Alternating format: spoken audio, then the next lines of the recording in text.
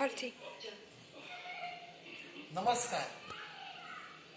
આ વિષ્ણુપ્રિયા ફૂલનું શરબત છે,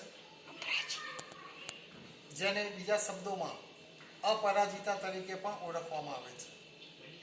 બહુ વર્ષો પહેલાં એક એવી દંતકથા પ્રચલિત હતી કે આ ફૂલ અપરાજિતા એ ભગવાન શંકરને ખૂબ પ્રિય હતું, ભગવાન વિષ્ણુને પણ ખૂબ જ પ્રિય હતું, એટલે એને વિષ્ણુપ્રિયા તરીકે પણ ઓળખવામાં આવે છે.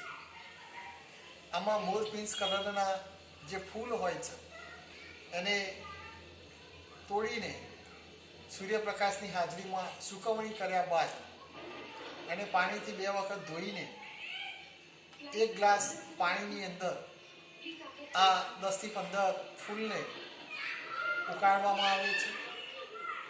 પાણી ચોથા ભાગનું રહી જાય ત્યારબાદ એને ગળીને આ તૈયાર કરવામાં આવે છે, જે પીવાથી અનગણત ખૂબ જ એના વિશિષ્ટ ફાયદાઓ છે. આ ફૂલની અંદર સાંધાના દુખાવા માટે અક્ષીર ઇલાજ છે, એન્ટી એજિંગ